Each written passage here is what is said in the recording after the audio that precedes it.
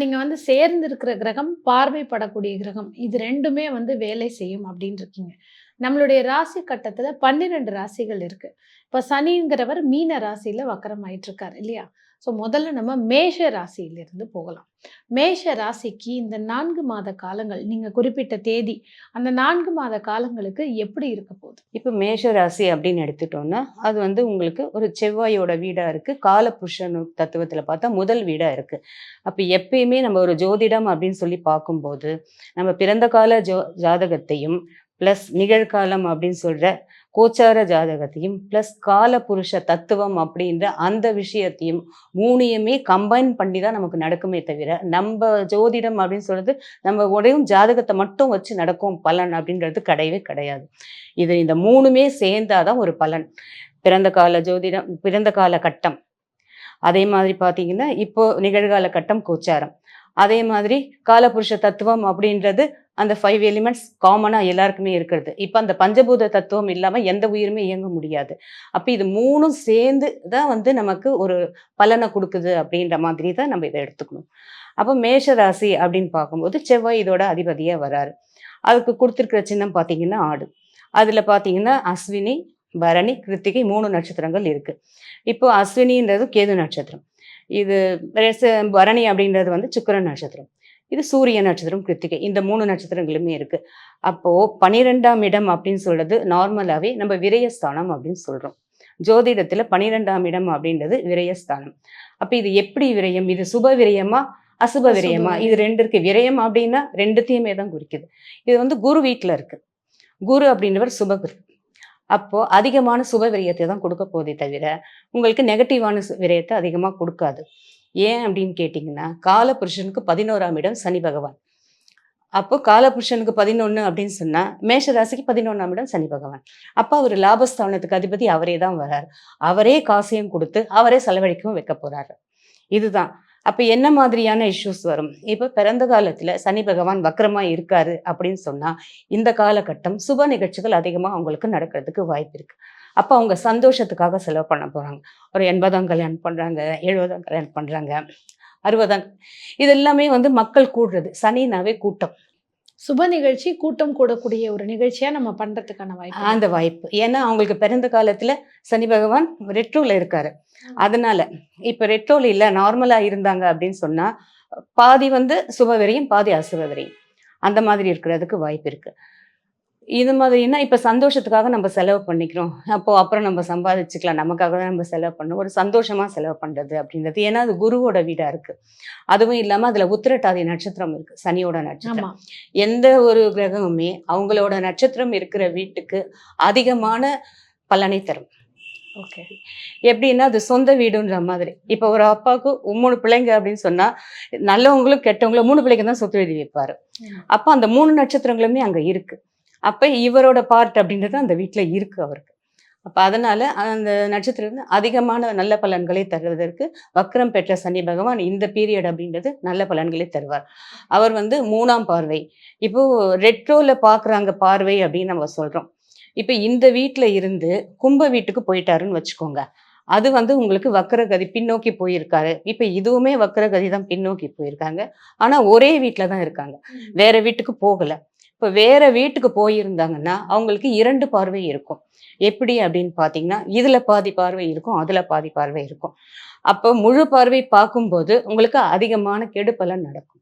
இப்ப 2மே ஸ்ப்ளிட் ஆயிடுச்சு அப்படின்னு சொன்னா, அவங்க மேனேஜ் பண்ணிக்கிற அளவுக்கு தான் அவங்களுக்கு பிரச்சனை வரப்போதே தவிர, பெரிய பிரச்சனை அப்படின்றது வராது அப்படின்னு நம்ம எடுத்துக்கலாம்.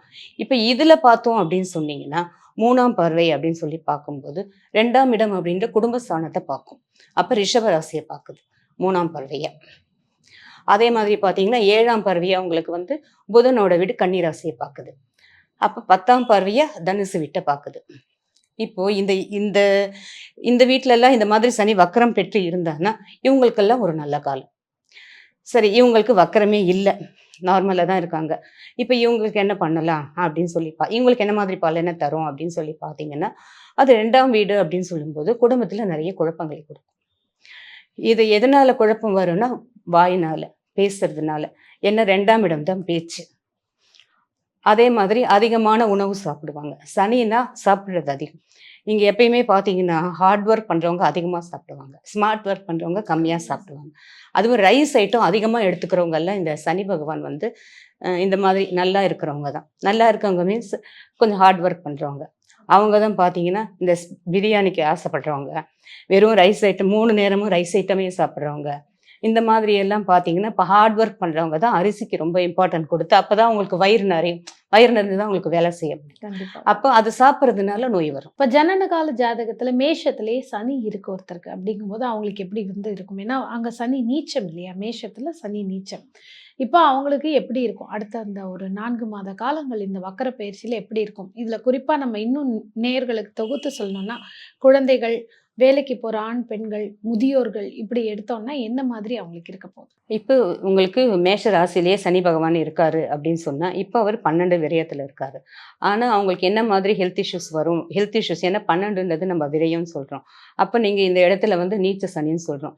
நீச்ச சனி எப்பயுமே எந்த கிரகம் நீச்சமானாலும் பொருள் வரவை கண்டிப்பாக தரும். உழைக்காத பணம் நீச்ச கிரகம் தரும். ம். இதுதான் வந்து ஃபர்ஸ்ட்டு.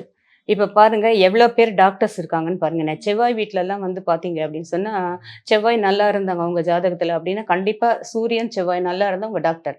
அப்ப அந்த டாக்டர் அப்படின்ற மாந்தியும் கூட இருக்கணும். சூரியன், செவ்வாய், மாந்தி, சுக்கிரன். சுக்கிரன் அப்படின்னு சொல்றவர் வந்து பார்த்தீங்கன்னா, உங்களுக்கு ஹார்மோன் வந்து பிளானெட் வந்து சுக்கிரன். அப்ப ஹார்மோன்ஸ் அது மாதிரி அத பார்க்குற டாக்டராவும் இருக்கிறதுக்கு வாய்ப்பு இருக்கு. அந்த மாதிரி அந்த 4 கிரகங்கள் காம்பினேஷன் கரெக்ட்டா இருந்ததுன்னா, சனி வந்து நீச்சமா இருந்ததுன்னா, கண்டிப்பா அவங்க டாக்டர் தான். ஏன்னா, அவங்க உட்காந்தே சம்பாதிக்கலாம். அவங்க வந்து வாய் பேசுறதுலயே சம்பாதிக்கலாம். சும்மா கை எழுதுறது புதன் எழுத்து சும்மா எழுத்து 2 சீட் எழுதி குடுத்தே சம்பாதிச்சிடலாம். இவங்க வந்து ஹார்ட் ஒர்க் பண்ணணும்னு அவசியமே இல்ல.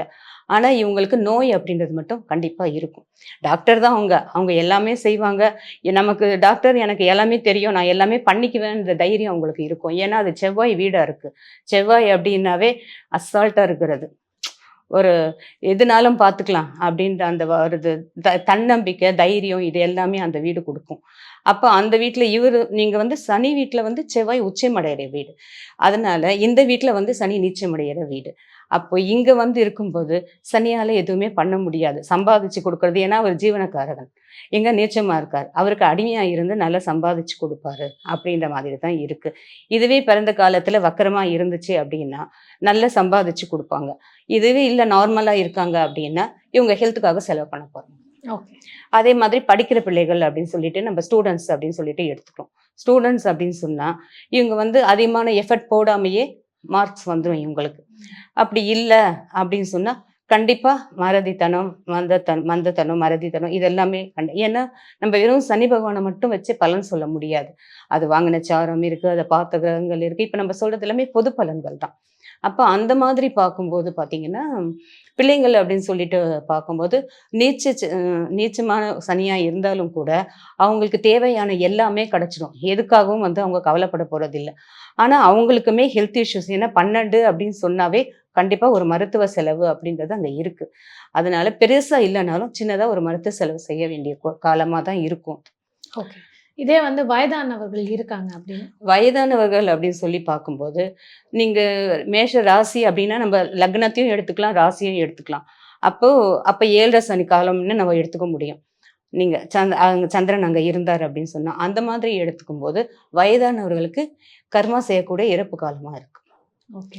அப்ப அந்த மாதிரி என்ன பண்ண எப்பயுமே சாதாரணமா ஒருத்தர் கர்மா செய்யணும்னா 7 சனியில தான் நெருங்கிய உறவினர்கள் இறந்து போவாங்க. ஓகே. அந்த மாதிரி காரியங்கள். அது செஞ்ச உடனே ஒரு சுப காரியத்தையும் நடத்தி வைப்பாரு. ஏன்னா, அந்த இடத்துல இருக்கிற சனி பகவான் வந்து நீச்ச சனி பகவான். அதனால பணத்தையும் இறந்தவங்களால இவங்களுக்கு சொத்தும் வரும். அதே மாதிரி இந்த மாதிரியான விஷயத்தையும் அவர் குடுப்பாரு. அதனால சனி பகவான் அப்படின்னு சொல்றவரு வெறும் கெடுக்கிறவர் தான் அப்படின்னு எங்கேயுமே இல்ல. அவர் கொடுக்கிறவரும் கூட. நிச்சயமாக. இப்ப இந்த 4 மாத காலங்கள் வந்து மேஷ ராசிக்காரர்கள் வந்து ஒரு நல்ல விதமா பாசிட்டிவா கடக்கிறதுக்கு இந்த மாதிரி ஒரு பரிகாரங்கள் பண்ணிக்கலாம். அதாவது டெய்லி பிராக்டிகலி இந்த மாதிரி ஒரு விஷயத்த அவங்க ஃபாலோ பண்ணாங்கனாலே, இந்த 4 மாசம் அவங்களுக்கு பிரச்சனை இல்லாம பாசிட்டிவா போகும்னா என்ன பண்ணலாம்? அவங்க பரிகாரம் அப்படின்னு சொல்லி பார்க்கும்போது, மேஷ ராசி சொன்னவே நமக்கு செவ்வாய் வீடா வருது. அதே மாதிரி பார்த்தீங்கன்னா, அதுக்கு ஆப்போசிட் அப்படின்னு போகும்போது துலா ராசியா வருது. அப்ப துலா ராசி அப்படின்னு சொல்லும்போது, அந்த ராசியே வந்து சனி பகவான் உச்சமாகுற ராசி. அவருக்கு ரொம்ப பிடிச்ச ராசி. அதனால அவங்க அந்த துலா ராசி அப்படின்றது தராசு. அப்போ நம்ம ரோட்ல வந்து தள்ளு வண்டியெல்லாம் வச்சுட்டு நெறைய பேர் வந்து வியாபாரம் பண்றாங்க. அவங்க எல்லாம் வந்து டெய்லி காசு தான் அவங்களுக்கெல்லாம். இன்னைக்கு காலையில அந்த 200 எடுத்துட்டு வந்தாங்கன்னா, ஈவினிங் வந்து ஒரு 500 எடுத்துட்டு போவாங்க. அந்த மாதிரி. அவங்களுக்கெல்லாம் பார்த்தீங்கன்னா, தராசு வாங்க கூட காசு இருக்காது. அவங்க வந்து இந்த கூர்க்கட்டி, இந்த கவர்ல போட்டு இந்த மாதிரி அந்த மாரி இருக்கிறவங்களுக்கு இவங்க தராசு வாங்கி குடுக்கலாம். அந்த தராசு வாங்கி குடுத்துட்டு, அதுக்கப்புறமா இவங்கள பார்க்க சொல்லுங்க. இவங்களுக்கு வந்து என்ன மைனஸ் வந்தாலும், இவங்க அட்ஜஸ்ட் பண்ணிட்டு சரி பண்ணி போற மாரி தான் வருமே தவிர, கீழ விழற மாதிரி, தூக்கி விடுற மாதிரி வராது. அருமை. ஸோ ஈஸியா சொல்லியிருக்கீங்க மேஷ ராசிக்காரர்களுக்கு. ஏன்னா, கோவிலுக்கு போவாங்க. அவங்களுக்கு பிடித்த தெய்வத்த வந்து ஃபாலோ பண்ணுவாங்க. ஆனா, ஈஸியா இந்த மாரி ஒரு சனி பகவானுடைய வீடு சார்ந்த அந்த ஒரு சிம்பிள்னு சொல்லக்கூடிய அந்த தராச வந்து நம்ம அவங்களுக்கு வாங்கி தரும்போது, ஈஸியா அதற்கான நிவர்த்தி கிடைக்கும் கண்டிப்பா அப்படின்னு கிடைக்கும். சொல்லியிருக்கீங்க. இது எல்லாருமே எல்லா மதத்திலும் இப்ப பார்த்தீங்கன்னா, ஃபர்ஸ்ட்டுலாம் ஹிந்துஸ் தான் ரொம்ப வந்து இந்த ஜோதிடம் அப்படின்றது இந்த நம்பிக்கை இருந்தது. ஆனா இப்ப பார்த்தீங்கன்னா, முஸ்லிம்ஸும் வராங்க, கிறிஸ்டியன்ஸும் வராங்க. அப்ப எல்லாமே. அவங்களுக்குமே அது வந்து அந்த நம்பிக்கை இருக்கு, அது நடக்குது அப்படின்னு அவங்களும் சொல்றாங்க. அப்படி இருக்கும்போது, நம்ம இந்த கோவில் வழிபாடு அப்படின்னு சொல்றது நம்ம பொதுவா எல்லாருக்குமே சொல்ல முடியாது. அவங்களுக்கு இந்த மாதிரி வழிபாடு சொல்லி, அவங்களுக்கு ஓப்பன் பிசினஸ் வந்து நல்லா இருந்தா அவங்க கிஃப்ட் வாங்கிட்டு வந்து குடுத்துருக்காங்க. இப்போ மேஷ ராசிக்காரர்களுக்கு நீங்க வந்து தராசு வாங்கி குடுக்கணும்னு இருக்கீங்க. இத தாண்டி நெறைய பேர் வந்து எனக்கு எந்த மாதிரி கோவிலுக்கு போனா பர்ட்டிகுலரா எனக்கு வந்து இன்னும் கொஞ்சம் பாசிட்டிவா இருக்கும் அப்படிங்கிற மேஷ ராசிக்காரர்களுக்கு என்ன வழிபாடு? இப்ப மேஷ ராசிக்காரர்கள் நம்ம எடுத்துட்டோம்னா, உங்களுக்கு 12ஆம் வீடு தான் இப்ப விரய சனி போயிட்டுருக்கிறாரு. அப்போ அந்த வீடு பார்த்தீங்கன்னா, நம்ம குரு வீடுன்னு ஆல்ரெடி சொல்லிட்டோம். அப்ப யாரெல்லாம் தீர்த்த ஸ்தல யாத்திரை போகணும், காசிக்கு போகணும் அப்படின்னு நெனச்சிட்டு இருக்கேன். எனக்கு போகவே முடியல. இந்த மாதிரி நெறைய வந்து வெளியூர் போகணும். நான் வந்து இப்ப இந்த சனி பகவான் அப்படின்னு சொல்லி பார்த்தீங்கன்னாவே, காசி தான் மெயினு. ஏன்னா, காசியிலேயே சிவலிங்கத்த வந்து சனி பகவான் செய்து வழிபட்டதால தான் யாருக்கெல்லாம் 4, 7, 10 1, 4, 7, 10ல சனி இருக்கிறவங்கலாம் காசிக்கு போயிட்டு வந்து பரிகாரம் பண்ணா தான் அவங்க வாழ்க்கையில உயர்வு இருக்கு அப்படின்னு சொல்லிட்டே ஒரு ரூல் போயிட்டு இருக்குது. அந்த மாதிரி இருக்கும்போது, இப்ப 12ல சனி பகவான் அவங்களுக்கு வக்ரம் பெற்று இருக்காரு. இந்த மாதிரி நேரத்தில பார்த்தீங்கன்னா, அவங்களுக்கு காசிக்கு போற ஆப்பர்ச்சுனிட்டி கண்டிப்பா கிடைக்கும். இந்த பத்ரிநாத், கேதார்நாத் இந்த மாரி ஸ்தல யாத்திரைகள் எல்லாம் போகணும் அப்படின்னு நினைச்சிட்டு இருக்கவங்களுக்கெல்லாம், கண்டிப்பா இந்த 4 மாசம் கண்டிப்பா போயிட்டு வந்துருவாங்க. போயிட்டு வந்து உங்க கமெண்ட்லயே சொல்லுவாங்க பாருங்க. இந்த மாதிரி காசி, ராமேஸ்வரம் இந்த மாதிரி போறவங்களுக்கு, இப்ப போக முடியாதவங்களும் கொஞ்சம் பேர் இருப்பாங்க. ரொம்ப ஏஜ்டு பீப்பிள்ஸ் அவங்க நினைச்சிட்டு இருப்பாங்க போகணும்னு சொல்லிட்டு, போக முடியல அப்படின்னா, இந்த மாதிரி போறவங்களுக்கு அவங்களுக்கு கொஞ்சம் மணி குடுத்து, அவங்களுக்கு கொஞ்சம் சப்போர்ட் பண்ணி, இவங்களோட வேண்டுதல்களையும் அவங்க கிட்ட சொல்லி அனுப்புனாங்க அப்படின்னா, அது 2 பேருக்குமே சேர்ந்து இப்ப செஞ்சவங்களுக்கும் ஒரு பிளஸ் கிடைக்குது. அ இவங்களுக்கும் ஒரு மனசு சமாதானம் ஆகும். நம்மளுக்காக அவங்க போயிட்டு வந்தாங்க, நமக்கு நல்லது நடக்கும் அப்படின்ற ஒரு சந்தோஷம் இவங்களுக்குமே கிடைக்கும். அந்த மாதிரி போறவங்களுக்கு இவங்க பணம் சப்போர்ட் பண்ணாங்கன்னா ரொம்ப நல்லா இருக்கும்.